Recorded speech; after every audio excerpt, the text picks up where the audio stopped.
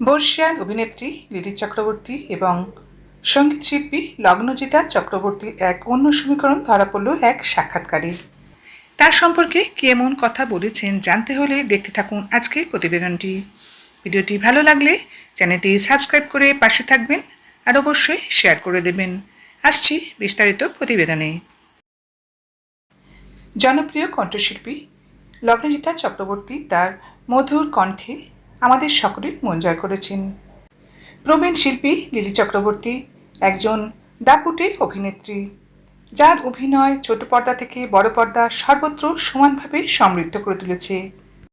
এক সাক্ষাৎকারে শিল্পী লগ্নজিতা চক্রবর্তী জানান যে অভিনেত্রী লিলি চক্রবর্তীর সঙ্গে তার সম্পর্ক হলো পিসি ভাইজির সম্পর্ক। অবশ্য তিনি এও জানান যে আগে তিনি এই সম্পর্কের বিষয়ে কখনো প্রকাশ্যে কোনো রকম আলোচনা করেননি। খুব ছোটবেলা থেকেই পিসির আদরে বড় হয়েছেন তিনি। লগ্নজিতা বললেন, আমাদের তো কোনো দ্রুত সম্পর্ক নয়, আমার নিজের পিসি লিলি চক্রবর্তী। কোনো রকম পদবি মিলিয়ে পিসি ভাইজি হয়ে যায়নি আমরা। আজও অর্ধাঙ্গিনী ছবি প্রচারচালক অনুষ্ঠানে এসে পিসিকে দেখে জড়িয়ে ধরলেন লগ্নজিতা।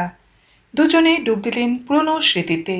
লিলির দাদা অর্থাৎ নিজের জ্যাঠার কাছে ছোটবেলা থেকে গানের তালিম নিয়েছেন। প্রবীণ অভিনেত্রী বলেন, সকালে ঘুম থেকে তুলে ওকে রেওয়াজ করাতে আসতেন দাদা।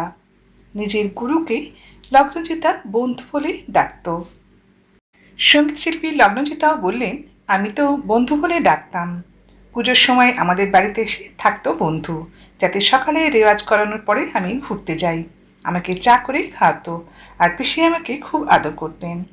লগ্নজিতার কথায় ছোটবেলায় যা আদর পেয়েছেন সেগুলো এখনও যত্ন করে রেখেছেন, কারণ আগামী দিনে এই আদরগুলো হারিয়ে যাবে।